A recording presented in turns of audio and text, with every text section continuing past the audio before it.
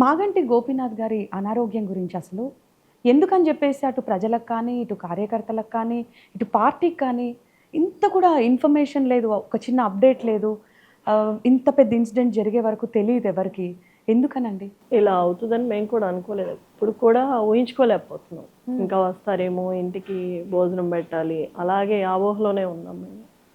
అంటే తనకి వచ్చిన హెల్త్ ఇష్యూస్ అయ్యి కూడా బయటికి చెప్పడం ఇష్టం ఉండదు. అంటే తన ఫ్యామిలీకి సంబంధించింది బయట ఎందుకు చెప్పుకోవాలి, జనాలకి తెలిసిన కార్యకర్తలు పార్టీలు ఎవరికి తెలిసినా కంగారు పడతారు. దాన్ని ఇష్యూని పెద్దది చేసుకోవటం ఎందుకు, మన వరకే మనం చూసుకోవాలి అనేది ఆయనకి ఎప్పుడు ఉండేది. మాకు కూడా అదే చెప్పేది. మాగంటి గోపీనాథ్ గారు అనే కంటే కూడా గోపన్న గోపన్న అనే బాగా ప్రజల్లో ఆయన ఎక్కువ తెలుసు. అండ్ అది కాక అంతలా ప్రజల్లో మమేకం అయ్యారు ఆయన. సో అవన్నీ కూడా మీరు చూశారు కాబట్టి ఆ సందర్భాలు ఒక్కసారి ఇప్పుడు గుర్తొస్తే లేదా ఆ క్షణాలు ఏమన్నా గుర్తుంటే మాకు చెప్తారా?